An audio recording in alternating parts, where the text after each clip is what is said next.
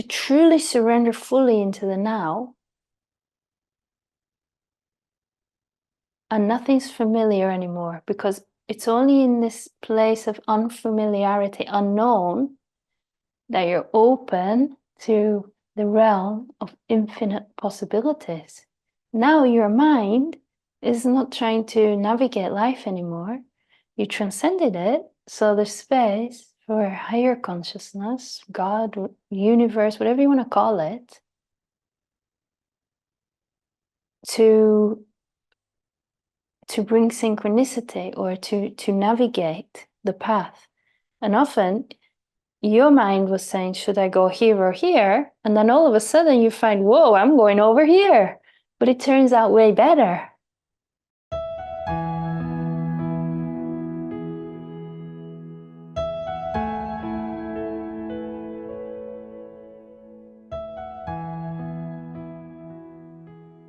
Can you speak a little more about how to feel when something's aligned? Like sometimes I have a hard time making decisions, and kind of what we were just talking about.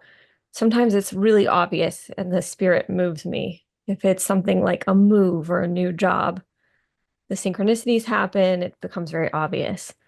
But sometimes I can get stuck in things like, do I want to go on a vacation this week, or is next week a better vacation? So what are the signals of being in alignment? Really,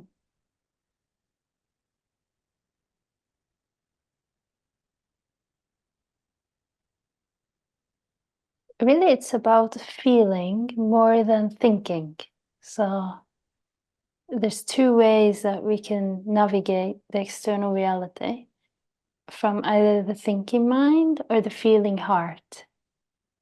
And the feeling heart speaks with a much deeper clarity. It's more connected to the truth. Now, many of us develop a bad habit of disregarding our true feeling, or being in denial about it, telling lies to ourselves as a way to cope with the challenges of the external reality, especially maybe the family environment that we grew up in. If, for example, let me just give you a common example. Like there's a little boy, and he feels in his heart a desire to do ballet, and he says, oh, Dad, I feel like I want to go to this ballet class. And Dad wants him to play football because Dad has some issues around boys dancing. And the boy feels it, that Dad's not happy about this. It's not right. I'm rejected. I'm not good enough. I need to make Dad feel happy so that I'm loved, so that I'm good enough. And so with this unconscious way of communicating, children learn, I better not listen to what my heart says, because that's not safe. So I need to use my thinking mind. Okay, what do I need to do to make this person happy? What do I need to do to get the desired result? And we become like conniving and scheming and strategizing life. And it's all survival mechanism. So often that strategizing kicks in automatically, right? And the mind starts chasing in circles like a dog running after its own tail. Oh, well, if I make this choice, then this might happen. Yeah, but what if I do this? Then this person might do this. And then, oh, yeah, but I should do this. And it goes backwards and forwards with these two voices until we're just in a confusion. What do I do? So you have to quieten that mind in order to access the clarity of the heart. And you do that by being in the present moment and stepping out of the mental realm and just being open in the stillness. And being very present in the body also, because if you're not present in the body, you can't feel what the body's saying. The body speaks more quietly, especially in the beginning. If you haven't been navigating life in this way, in the beginning it feels more quiet, but the more you practice it, it gets more clear. So you become very present and open up to the body. And then you just put the question to life. Should I go on vacation this week or next week? Without any demand for an answer. I'm just present in this moment. No, the answer might not come straight away. That's okay. That means you don't need to know yet. When you need to know, it will come.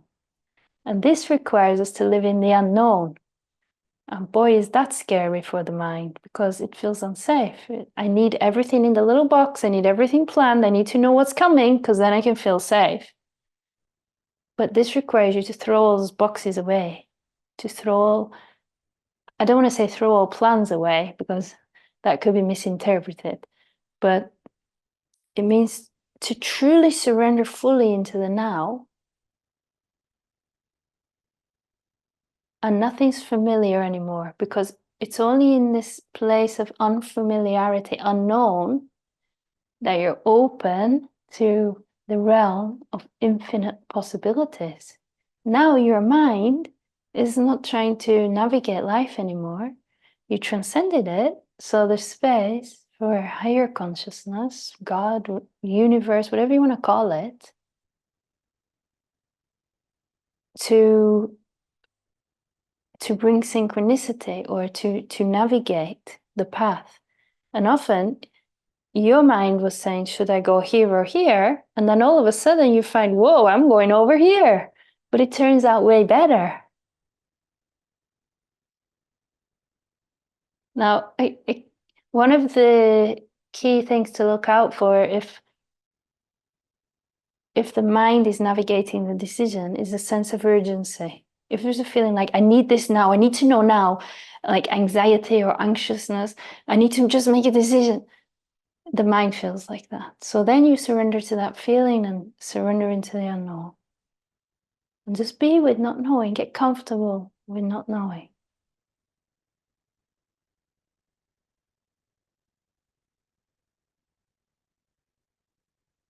And sometimes a feeling comes, I need to do this now.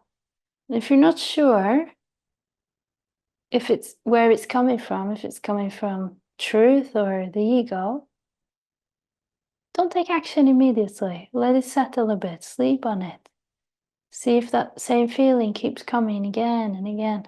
If it's consistent over time, the same feeling, like this pull for this, then that consistency is usually a sign that it's aligned with truth. If there's a peace around it, especially if it feels calm and it just feels right.